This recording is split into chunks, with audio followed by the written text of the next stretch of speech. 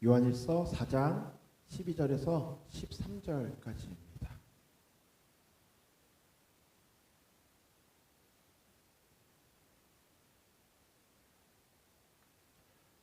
다 찾으셨나요? 요한일서는 좀 뒤쪽에 있어요. 같이 우리 합독했으면 좋겠습니다. 한 목소리로 읽겠습니다. 시작. 어느 때나 하나님을 본 사람이 없으되 만일 우리가 서로 사랑하면 하나님이 우리 안에 거하시고 그의 사랑이 우리 안에 온전히 이루어지느니라. 그의 성령을 우리에게 주심으로 우리가 그 안에 거하고 그가 우리 안에 거하시는 줄로 아느니라. 아멘. 우리 같이 오늘 말씀의 제목을 힘있게 좀 읽어보도록 하겠습니다. 함께 읽겠습니다. 시작. 사랑 안에 머물러야만 합니다. 라는 제목입니다. 여러분 한 주간 삶이 어떠셨어요? 여러 가지 또 이슈가 있었겠죠? 모든 한 사람 한 사람의 삶을 제가 다 듣지는 못했으니까 제가 다 알지는 못하겠지만 우리가 다 같이 뭐 단톡방에서 이야기했었던 이슈들도 있을 거고 또 함께 나누지는 못했지만 각자의 삶에 아마 여러 가지 이슈가 있을 거예요. 그러면 우리 이렇게 한번 다시 생각해 볼까요? 여러분 한 주간 여러분 삶에 몇 가지나 문제가 생겼었어요? 문제요. 문제라고 하는 건 뭐죠? 문제의 정의가 뭐예요?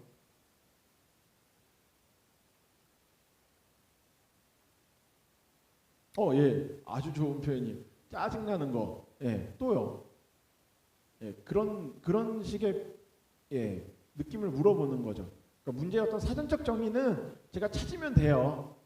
근데 제가 여러분의 마음을 읽을 수는 없으니까 여러분이 과연 문제라고 하는 거를 어떻게 바라보고 대하고 인식하고 있는가를 우리가 좀 제가 물어봄으로 인해 여러분이 다시 한번 좀 되짚어 보자라는 거죠. 문제라고 하는 거가 뭐예요? 여러분에게 있어서 어떤 게 문제예요? 불편한 거, 짜증나게 하는 거, 불편하게 하는 거, 좋습니다. 또요? 또 뭐가 있을까요?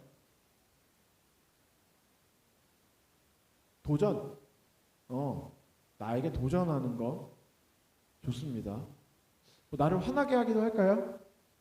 나를 슬프게 하기도 할까요?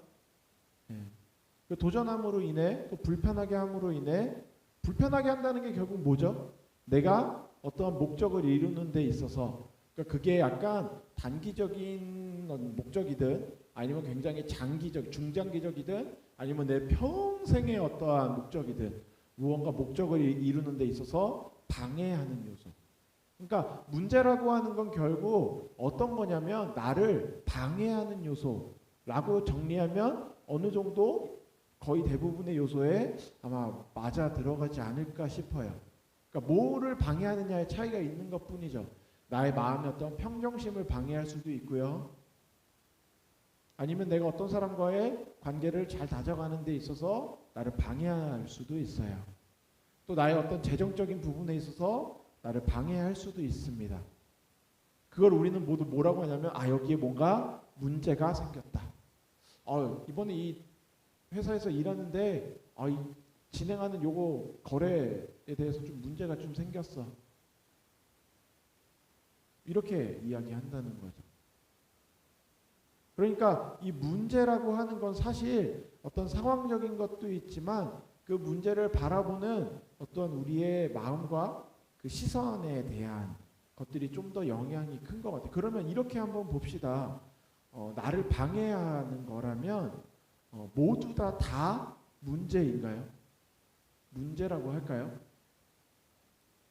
약간 이런 식으로 질문을 꽈서 물어보면은 아닌 것 같다라는 눈치를 채게 되죠. 이런 적이 있어요. 뭔가 문제가 생겼는데 그 문제가 별로 어렵지 않아요. 아니면 내가 뭐 대비해왔던 거에 예상했던 거고 또는 내가 충분히 커버할 수 있을 만한 그런 거라고 합시다. 분명히 그 상황 자체는 문제예요. 그런데 그게 나를 아까 말했던 대로 화나게 하거나 방해하거나 그러니까 화나게 하거나 나를 넘어뜨리거나 슬프게 하거나 이러한 어떤 나로 하여금 그 동요하지 못하게 하는 거라면 그것이 여전히 우리에게 문제일까요? 어쩌면 방해하는 현실적인 부분에서는 문제라고 느껴질 수도 있어요. 문제의 요소가 남아 있을 거예요. 하지만 우리 마음에서는 그게 별로 문제가 되지는 않을 수 있어요. 또 이런 거는 어떨까요? 어떤 문제가 재정적인 문제가 생겼다고 합시다. 당장에 예를 들면 한 100만 원 정도의 재정에 문제가 생겼어요. 지금 당장은 문제예요. 그런데 다음 주에 나에게 한 1000만 원 정도가 생긴다고 합시다. 생겨야 될 예정이라고 합시다. 그렇다면 지금 나에게 생겨난 이 100만 원의 문제가 나에게 문제일까요? 문제예요? 막 걱정하나요? 막 화가 나고 100만 원. 다음 주에 1000만 원 생기는데 100만 원 문제 생겼어. 이렇게 되나요? 막 걱정하고 아까 얘기했던 대로 내 마음이 막 불편해지고 상황이 진행이 안 되고 이렇게 되나요? 그러지 않아요. 무슨 얘기를 하려는 거냐면 우리의 삶에는 살면서 문제가 끊이지가 않아요. 문제 없이 사는 사람이 있어요? 돈이 엄청 많은 사람이라면 문제가 없을까요? 아니면 사회적으로 굉장히 어떠한 명예나 어떤 부와 어떤 권력을 가진 사람이라면 그 사람 삶에는 문제가 생기지 않을까요? 아니면 자기가 맡은 일에 굉장히 성공한 사람이라면 과연 이 세상을 살면서 삶에 문제가 없이 살아가는 사람이 있을까요? 심지어 예수님도 이 땅을 살아가실 때 문제가 많이 생겼어요.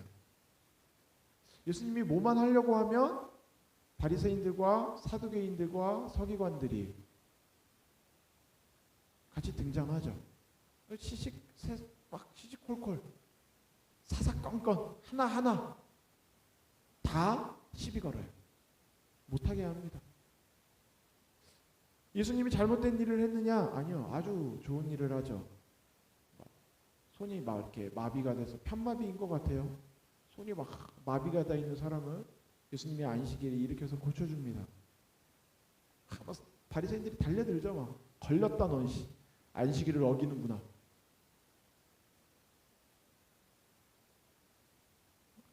나중에 적극적으로 찾아와서 물어보죠. 너한테 세금 내야 돼요? 우리는 하나님의 백성인데 내야 됩니까? 굉장히 위험한 시비를 걸죠. 예수님의 삶에도 그런 외부의 적만이 아니죠. 내부에도 적이 많잖아요. 제자들 도망가고 그 중에 가룟 유다는 팔죠. 예수님을. 소유권이 있는 것도 아닌데 심지어 팔아넘기죠. 자기의 가장 수제자는 자기를 배신합니다. 자기 눈앞에서 자기를 모른다고 부인하고 배신하고 나중엔 저주합니다. 내가 결단코 저 사람을 알지 못한다. 심지어 예수님에게 가장 큰 문제는 뭐였는지 아세요? 십자가에 못 박혔어요. 예수님이 뭐라고 고백하냐면 나의 아버지 나의 하나님 어찌하여 나를 버리셨나이까. 예수님 삶의 공생애의 가장 큰 문제는 뭐였냐면 하나님이 예수님을 버린 거예요. 그 순간만큼은 예수님의 그 고난이 시작되어 끌려가서 두드려 맞고 십자가에 못 박히는 그 순간만큼은 예수님이 뭐라고 하냐면 버림받았다고 얘기를 해요. 버림받았습니다. 가장 큰 문제예요. 예수님이 33년간의 공생애를 살아가는 동안 예수님의 삶을 지탱해왔던 건 뭐였냐면 성령의 임재와 성령의 충만함과 하나님 아버지의 일하심이었어요. 아버지께서 일하시니 내가 일한다. 예수님은 항상 성령의 충만함으로 살아가셨거든요. 그런데 예수님의 삶에 그 기반이 되는 그 근본이 되는 그 성령과 성령의 충만함과 그 하나님의 보호하심이 일순간 예수님을 버려버립니다. 철저하게 버림받아요. 모든 사람과 하나님으로부터 완전히 죄인으로 버림받아요. 문제인가요? 문제예요. 아주 큰 문제죠. 우리가 아까 말했었던 첫 번째 경우의 문제예요. 자, 그런데 그것이 예수님에게 정말 문제가 되었나요? 그러지 않았어요. 그러지 않을 수 있었던 건 예수님이 십자가를 지시기 전에도 계속해서 이야기하셨던 인자가 사람에게 팔려 죽임을 당하고 3일 후에 내가 살아나리라. 내가 하늘로 올라가 너희의 거할 처소를 예비하리라. 예수님에게 있어서 하나님에게 버림받고 성령의 그 충만함이 한순간 예수님을 철저하게 버림으로 인해 예수님이 고립되었던 이 상황은 예수님에게 있어서는 다른 제자들이 자신을 버린 것이나 뭐 로마 군인이 와서 뭐 찌르고 못 박고 막 조롱하고 침 뱉고 돌 던지는 거하고는 비교할 수 없는 가장 큰 고통이자 고난이었어요. 가장 큰 문제였다고요. 그런데 그것이 예수님에게는 문제가 되지 않았어요. 그러지 않을 수 있었던 이유가 뭐냐면 아까 말했었던 100만 원의 문제가 생겼는데 그 문제가 문제로 보이지 않는 건 그 이후에 오게 될 1000만 원, 뭐 1억이요, 1000억이요, 비교할 수 없는.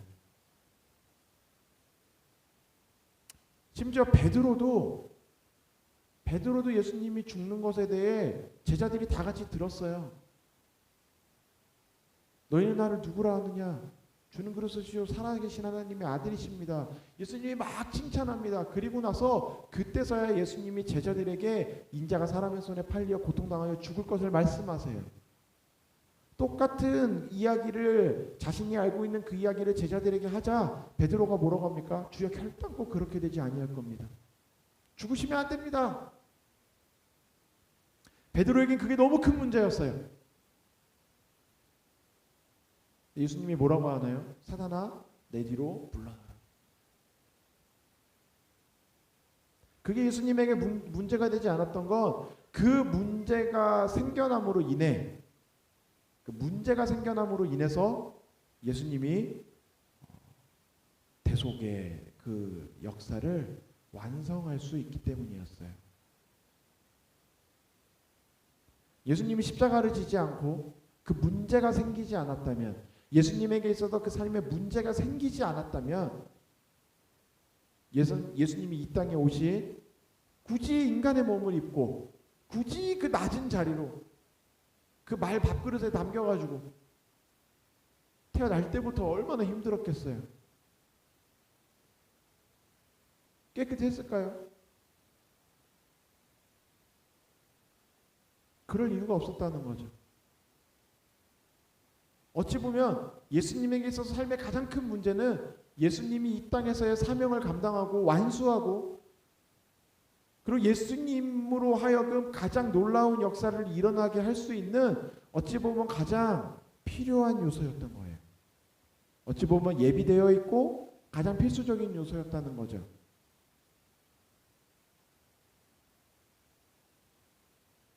여러분, 우리의 삶의 문제가 그런 게 아닐까요? 여러분 삶에 문제가 다가올 때 그걸 어떻게 반응하세요?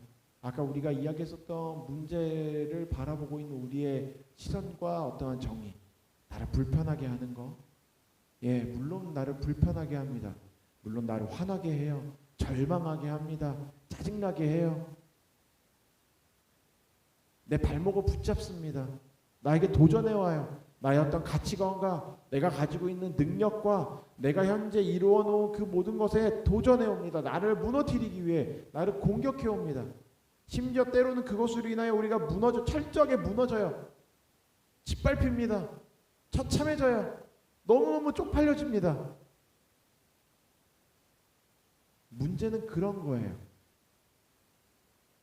원래 문제는 그런 거예요. 이런 걸 문제라고 하지 않잖아요. 로또가 당첨됐어요.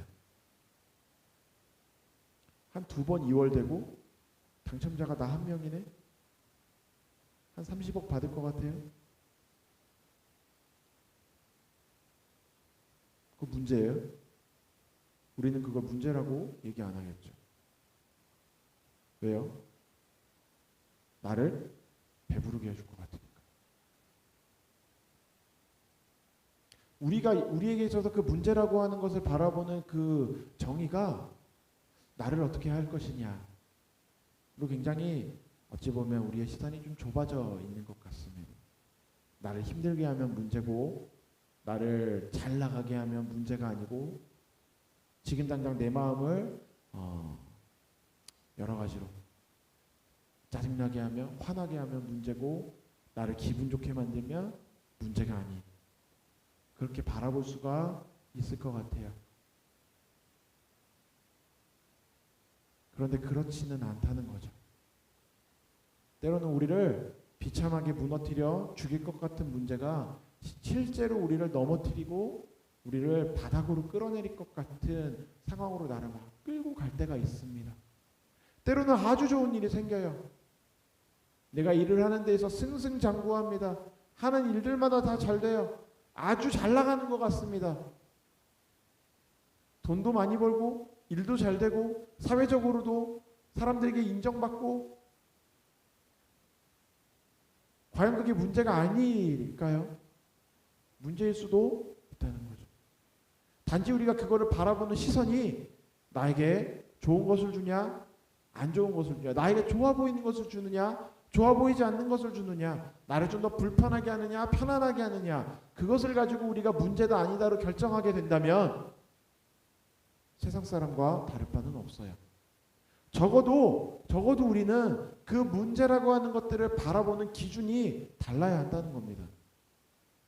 다시 한번 물어볼까요? 여러분, 한 주 동안 여러분의 삶에 어떠한 문제가 있었어요? 몇 가지나? 얼마나 큰, 얼마나 심각한, 얼마나 커다래서 나를 짓누를 것 같은 문제가 있었어요? 그게 얼마나 갔어요? 한 주 동안? 아니면 어쩌면 한 달 전부터, 아니면 1년 전부터 내 마음을 눌러와서 나에게 그것이 문제로 나를 누르고 나를 괴롭히고 내가 자라나지 못하게 하고, 그것만 생각하면 나의 마음이 막 무거워지게 하는 문제. 오늘 제목이 뭐예요? 키워드가 뭘까요? 사랑이에요. 사랑이라고요. 그 옆에 사람, 자기가 사랑이라고, 자기가 머물렀는데 그 옆에 사람을 때려 아니래잖아, 뭐 이런 느낌으로. 머무르다라는 것도 중요합니다. 물론 어디 머무냐 이런 것들 때문에. 근데 이 단어로 봤을 때 사랑이라고 하는 단어가 아주 중요해요. 그런데 제가 좀 이상하지 않아요? 분명히 제목은 사랑 안에 머무르자고 하는데 제가 계속 서두를 뭘로 꺼내고 있어요? 문제만 갖고 계속 이야기하고 있어요. 왜 그럴까요? 제가 설교의 길을 잃어버린 거예요. 여러분, 그 문제가 우리에게 문제로 다가오지 않아야 돼요. 그러니까 문제가 문제로 보이지 않아야 돼요. 아까 이야기했던 대로 그 문제를 바라볼 때 그 문제만 보이는 게 아니라, 그러니까 예수님이 이 땅에서 고통당하신 것에 대해서 성경에서 뭐라고 얘기하냐면 자신이 고통당할 걸 알고 있었어요. 하나님에게 버림받을 걸 알고 있었어요. 그럼에도 불구하고 예수님이 그것을 하신 이유가 뭐냐면 그 너머에, 그 이후에 있을 하나님이 자신을 높여, 지극히 높여 모든 이름 위에 뛰어난 이름을 주고 하나님 우편에 앉아 세상을 다스리게 할 그 보좌요. 다시 살아나 죽음의 권세를 이기고, 지금까지 누구도 이겨내지 못했던 그 죽음의 권세를, 그 고난, 그 죽음을 겪음으로 인해 뚫고 지나가서 죽음을 이겨내고 부활로 영원한 생명으로 그 영원한 권세를 가지게 되는, 그것이 보였기 때문에 예수님에게는 당장 다가오는 문제가 문제로 보이지 않았다는 거예요. 여러분, 한 주간 있었던 여러분의 삶의 문제, 어쩌면 평생 내가 삶에 가지고 있었던, 앞으로도 가지고 있을 것만 같은 그 문제가 문제로 보이지 않으려면, 그것이 나를 그 문제의 요소로 적용되지 못하게 하려면, 문제는 분명히 현실적으로 있는데 그것이 내 마음을 어렵게 하고 무너지게 하고 끌어내리고 절망하게 하고 결과적으로 하나님과 멀어지게 만들고 내가 포기하게 만들어버리는 그러한 문제로 되지 않게 하려면 우리는 그 문제를 바라볼 때 그 문제 너머에 있는 것을 볼 줄 알아야 된다는 거죠. 그게 안 보이면 낙관주의자 이상 될 수 없어요. 그냥 성격이 그냥 낙천적인 거예요. 그냥 긍정적인 사람인 거예요. 근데 그건 한계가 있거든요. 긍정적으로 바라봤습니다. 그런데 또 걸림돌이 나와서 다시 넘어져요. 아무리 긍정적이라 할지라도 같은 일로 계속해서 넘어지고 일어났는데 그 일로 또 넘어지고 또 넘어지면 그 사람의 마음은 긍정적일지는 모르지만 결론적으로는 그 문제를 넘어가거나 그 문제 너머에 있는 것을 바라보고 그것을 취하게 되는 일이 안 된다는 거죠. 우리 아까 찬양하고 기도하면서 하나님이 우리에게 문제를 주시는 이유가 뭐라고 했냐면 그 문제를 통하여 하나님은 우리를 자라나게 하여 하나님의 뜻을 우리에게 펼치게 하려는, 하나님은 질서의 하나님이고 그 질서에 있어서도 완전하신 분이거든요. 그러니까 누가 이렇게 이야기했어요. 하나님이 못하는 게 두 가지가 있는데 예수 믿는 사람을 지옥에 보내고 예수 안 믿는 사람을 천국 보내는 거 하나님이 유일하게 못하는 거다. 이렇게까지 표현할 정도. 하나님의 그 온전하신 성품에 그것이 깨질 수 없다. 신실하심이 깨질 수 없다는 거예요. 무슨 이야기냐면 하나님이 일하시는 데는 분명히 하나님의 규칙이 있어요. 하나님이 우리에게 고난을 주십니다. 그 고난을 주시는 이면의 이야기들을 보면 하나님이 욥에게 고난을 주신 이유가 뭐였어요? 좀 죽어봐. 편했지? 뭐 이런 거였어요. 이제 한동안 좀 편했으니까 너 요즘 약간 좀 풀어진 것 같아. 내가 좀 다시 좀 쪼여줄게. 뭐 이런 거였어요? 아니에요. 하나님이 욥을 자랑합니다. 사단이 그를 시험하고자 합니다. 하나님이 그를 허락합니다. 그리고 여러 가지 일들이 있고 나서 욥이 어떻게 됩니까? 결과적으로 어떻게 돼요? 여러 가지 그 업앤다운이 있었어요. 결국 욥의 마음도 막 무너져 갑니다. 결국 그가 하나님 앞에 그 은혜를 가지고 나아갔을 때, 그 은혜를 경험했을 때 욥이 하나님 앞에 내가 아무것도 아닙니다. 이전과는 또 다른 진짜 그 깊은 은혜를 경험하고 그리고 나니까 그 문제는 아무것도 아닌 하나님이 그의 삶에 더 놀라운 일들을 이루시더라는 거죠. 제자들에게 문제가 생깁니다. 예루살렘 교회에 핍박이 시작돼요. 스데반도 죽고요. 야고보를 죽여버립니다. 사람들이 막 환호해요. 유대교 신자들이 환호합니다. 나사렛 그 괴수의 제자를 죽였다고. 사도들이 뿔뿔이 흩어져요. 아주 큰 문제예요. 예루살렘에 더 이상 머물 수 없게 돼서 다 흩어집니다. 굉장히 큰 문제인데 그 일로 인하여 어떻게 돼요? 교회가 계속해서 퍼져나가게 돼요. 북이스라엘과 남유다가 망했습니다. 완전히 망했어요. 솔로몬 성전이 너무너무 화려해서 그 모든 문과 벽에 금박을 입혔거든요. 도금이 아니라 금을 입혔어요. 너무너무 화려했습니다. 다 베껴가고 금 다 베껴가고 다 무너뜨려서 완전히 다 폐허로 만들어요. 왕국이 초토화됩니다. 문제가 생겼어요. 근데 그로 인하여 어떻게 돼요? 400여 년 동안 하나님이 심지어 침묵하세요. 문제가 생길 것 같습니다. 예수 그리스도께서 오세요. 400여 년 동안 하나님은 멈추지 않아요. 하나님의 일하심은 사람에게 보여지지 않는 400년의 시간이 있었지만 그 공백 같은 시간 동안 하나님은 역사를 움직여서 복음이 전해질 수 있는 환경을 만들어 놓아요. 그리고 그리스도께서 오십니다. 제자들에게 핍박이 가해져요. 그들이 세계 곳곳으로 흩어지게 됩니다. 그때 그들이 로마 시대에 닦여진 길을 따라 걸어가고 그 곳곳에 세워져 있는 로마 군인들의 보호를 받을 수 있게 되고 이스라엘이라고 하는 왕국이 무너진 것 같지만 하나님의 나라는 그 일을 지나가면서 점점 하나님의 진짜 나라가 드러나게 됩니다.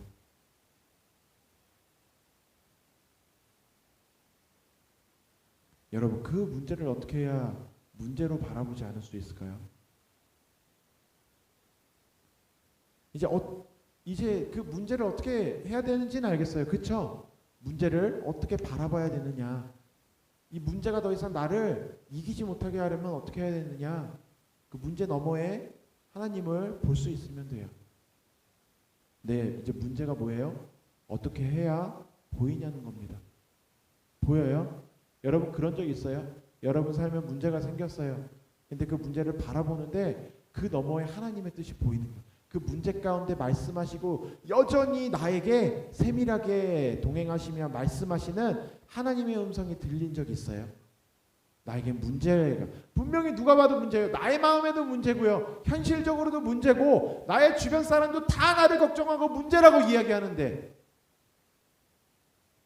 내가 그 문제를 볼 때 그 문제 너머에 하나님과 그 이후에 일어날 하나님의 일들이 보여야 된다고요.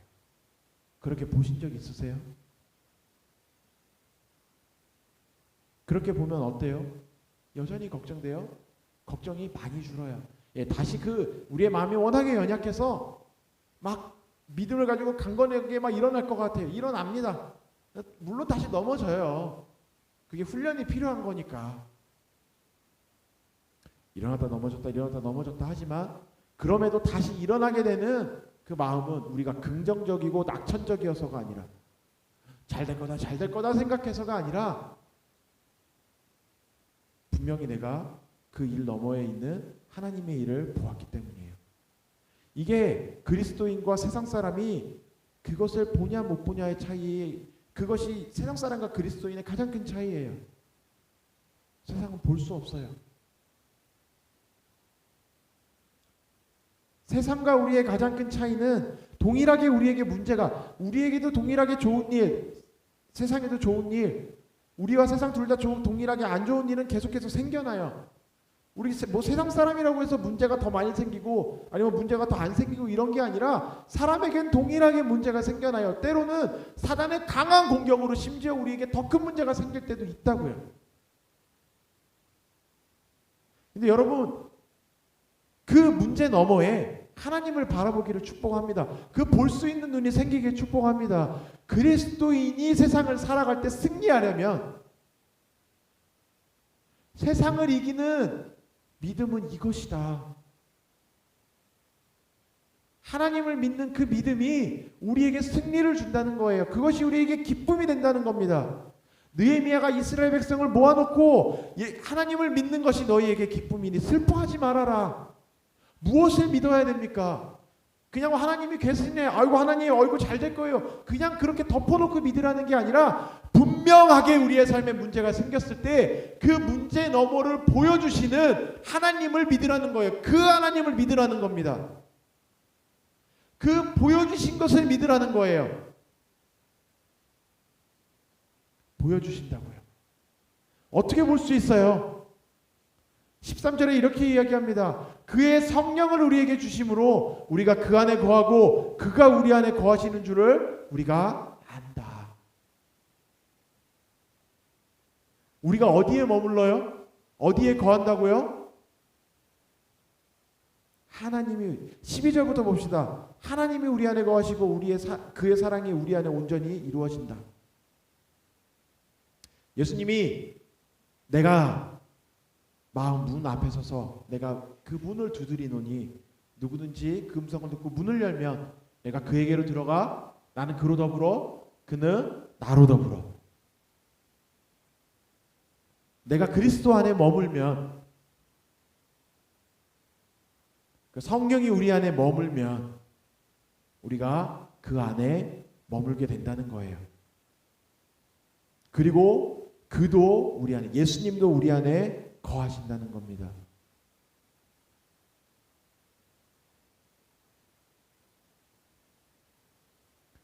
여러분, 요한일서를 누가 썼냐면 예수님의 제자 요한이 썼어요. 요한복음, 요한 1, 2, 3서. 요한의 원래 별명이 뭔지 아세요? 요한의 별명이 우레의 아들이에요. 천둥의 아들. 아마 굉장히 와일드했거나 굉장히 다혈질이지 않았을까. 요한의 원래 직업이 뭐예요? 제자예요? 원래 제자, 원래 뭐 직업이 뭐예요? 어부예요, 어부. 뱃사람이에요. 과격하죠. 우레의 아들이라고 불리었던 그 요한이 자신의 인생 말년에 가서 기록하는 책이 요한 1, 2, 3서 그리고 요한계시록. 근데 여러분, 요한 1, 2, 3서를 이 관통하는 하나의 단어가 있어요. 그게 뭐냐면 사랑이에요. 그리고 요한 1, 2, 3서를 관통하는 하나의 문장이 있습니다. 그게 뭐냐면 하나님은 사랑이시라. 16절에 이렇게 이야기합니다. 하나님이 우리를 사랑하시는 사랑을 우리가 알고 믿었노니 하나님은 사랑이시라. 우레의 아들이에요. 아주 강렬한 사람이었다고요. 근데 그가 말년에 가서 자신의 사역을 쭉 지나가면서 예수님과 동행하는 삶을 살다 보니까 그가 기록하다 하는 그 서신서가, 그의 그 요한 서신서가 뭘로 가득 차게 됐냐면 자신을 향한 하나님의 사랑으로 가득 찼다라는 거죠. 요한이 끊임없이 이야기하는 것이 뭐냐면 사랑 안에 머물르라는 거예요. 사랑하는 자들아, 하나님이 이같이 우리를 사랑하셨은즉 우리도 서로 사랑하는 것이 마땅하다.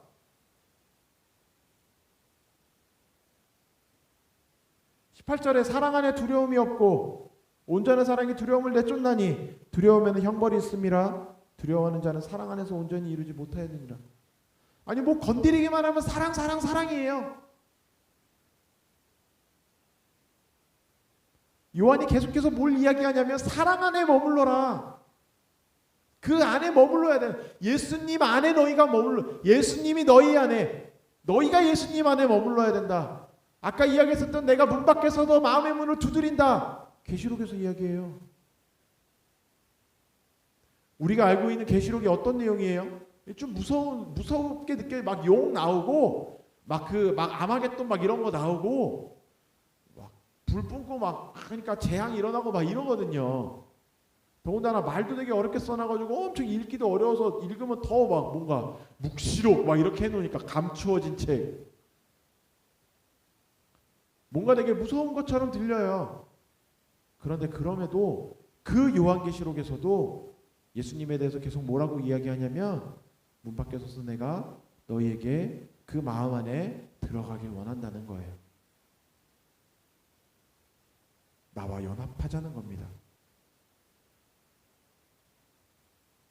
왜 우리가 예수님과 연합해야 되냐면 아까 얘기했었던 내가 그 안에 들어가 나는 그로 더불어 그는 나로 더불어 우리가 함께 먹을 수 있다.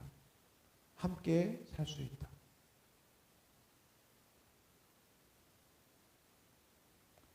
그것을 우리가 알아야만 한다는 거예요. 그것을 알아야.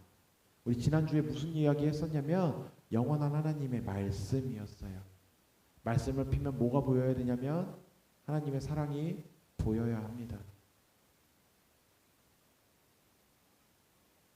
말씀을 폈을 때 나를 향한 하나님의 사랑이 보이면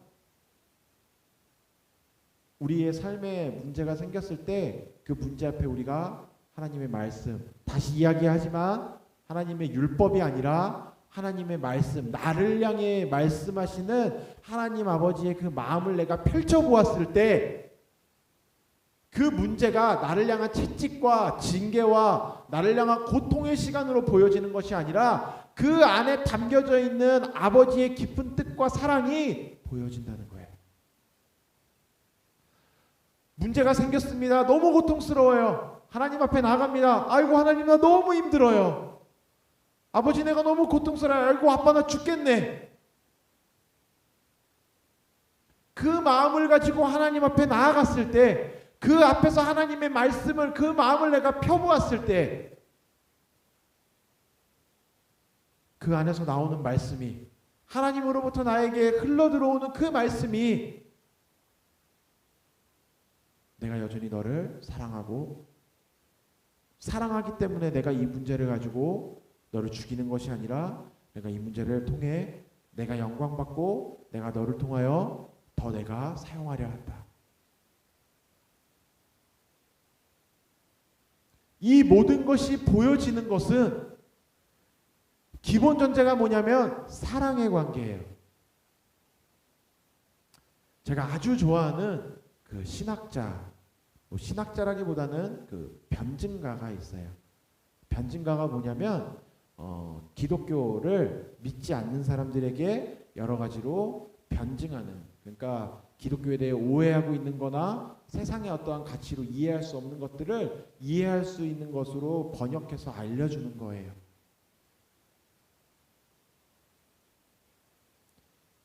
그 변증가 중에 라비 제커라이어스라는 사람이 있어요. 아주 유명한 분인데 얼마 전에 한 두어 달 전에 돌아가셨죠. 원래 인도 사람인데 그리스도 예수를 만나고 완전히 변화되어서 변증가의 삶을 살아왔어요. 다른 분들보다 그 제커라이어스의 이야기들, 그 영상이 많이 올라와 있거든요. 그러니까 뭐 한두 사람 이게 아니에요. 큰 이런 강당 같은 데에 앉아서 사람들이 막 이야기 질문하면 한 명씩 질문하는 것들을 듣고 답변해주는,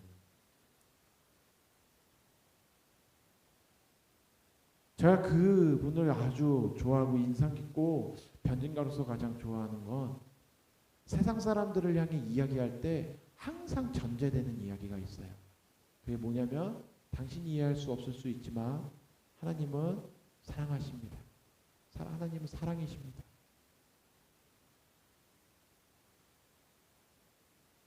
가장 믿지 않는 사람들이 그 하나님의 기독교에 대해서 가장 이해하지 못하고 받아들이지 못하는 요소 중에 하나가 그 자유의지, 그리고 또 하나가 그 자유의지를 준 하나님이 죄를 지은 인간을 사랑이라고 하면서 어떻게 지옥에 보내느냐, 이 문제, 아주 어려운 이야기거든요. 그것을 풀어가는 것이 여러 가지 방법이 시도되었었고 여러 가지 방법이 나와 있지만 그 제커라이어스가 풀어가는 방법은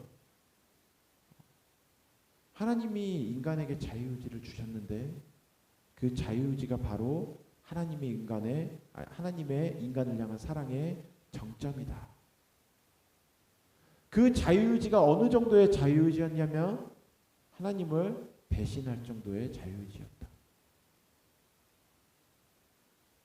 심지어 믿지 않는 사람 그냥 믿지 않는 비기독교인들 안에서도 최고의 가치관을 꼽으라고 하면 사랑이라고 꼽을 수 있다. 근데 하나님이 인간을 사랑하신다. 어느 정도로 사랑하시냐면 인간에게 온전한 100%의 자유를 주셨다. 그게 왜 하나님이 인간을 사랑하신다는 것을 증명하느냐. 만약에 하나님이 인간에게 몇 가지 제한, 그 의식과 생각과 판단하는 것에 제한을 두게 되었다면 그게 온전한 자유가 되겠느냐.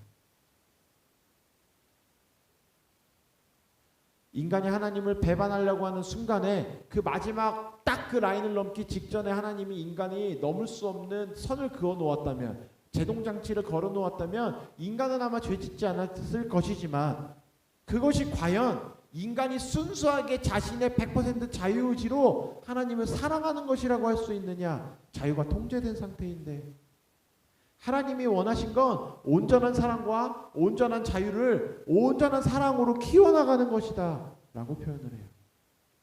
아주 인상 깊었어요.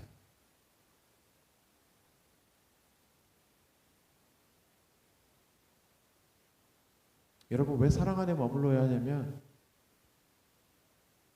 우리가 그 사랑 안에 머물러야 그 사랑이 가장 먼저 우리의 삶에 다가오고 모든 문제와 모든 요소들을 대할 때마다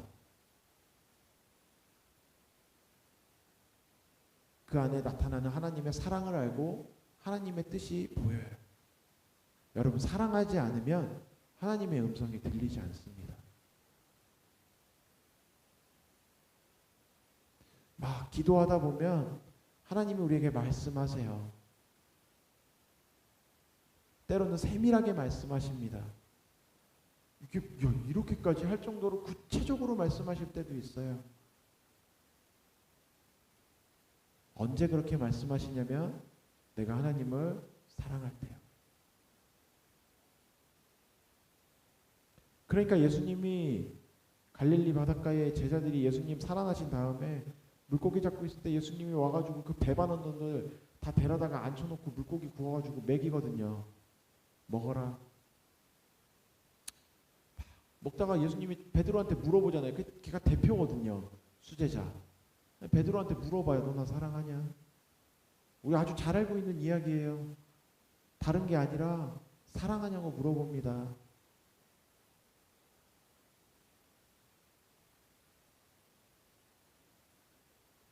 예수님이 십자가에 못 박히기 직전에 요한복음 15장에 예수님이 제자들을 사랑하되 예수님이 자신을 따르는 그 제자들을 사랑하되 끝까지 사랑하셨다라고 기록하고 있어요. 성경을 피면 끊임없이 하나님은 우리를 향해 사랑한다고 이야기하고 있어요. 그 말은 사랑하니까 나는 너를 향해 끊임없이 이야기하고 있다라는 거예요. 자, 그러면 그 말씀이 우리에게 주어질 때 한 가지 질문이 따라옵니다. 너도 나를 사랑하냐? 라는 거예요. 요한의 아들 시몬아, 너가 나를 사랑하느냐?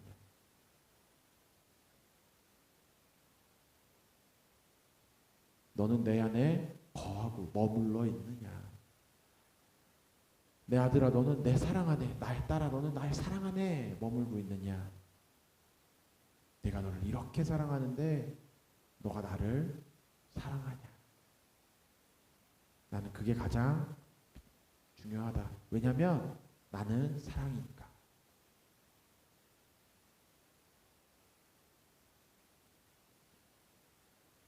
여러분, 사랑 안에 머물게 되시기를 축복합니다.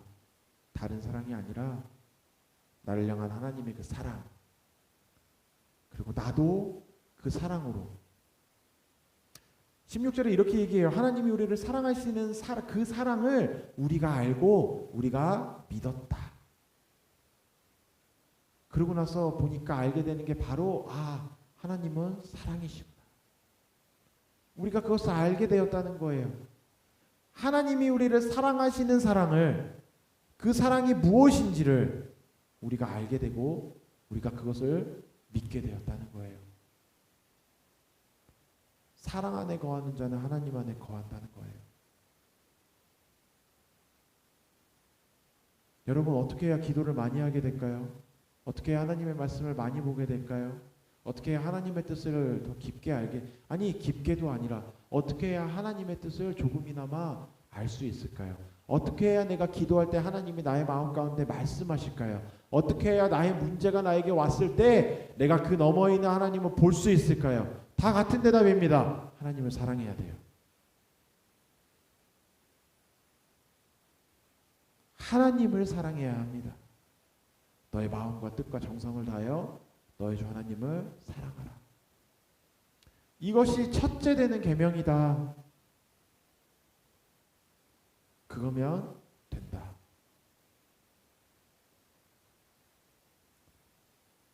하나님의 사랑을 경험하고 그 사랑을 우리가 고백할 수 있어서 그 사랑의 관계 안에 정말 나를 향한 하나님의 그 사랑의 메시지가 들리고 그 사랑의 메시지로 인하여 나의 삶의 모든 문제가 그 너머에서 나를 향해 나를 정말 사랑하기 때문에 위하고 있는, 보호하고 있는, 심지어 아주 큰 문제처럼 보일지라도 그것으로부터 나를 지켜주고 계시고 그 문제로 하여금 내가 자라나게 할 수 있게 하는, 그렇게 나의 삶을 정말 세밀하게 간섭하고 인도하고 계시는 그 하나님을 만나고 경험하게 되는 우리 언약교회 되기를 예수님의 이름으로 축원합니다.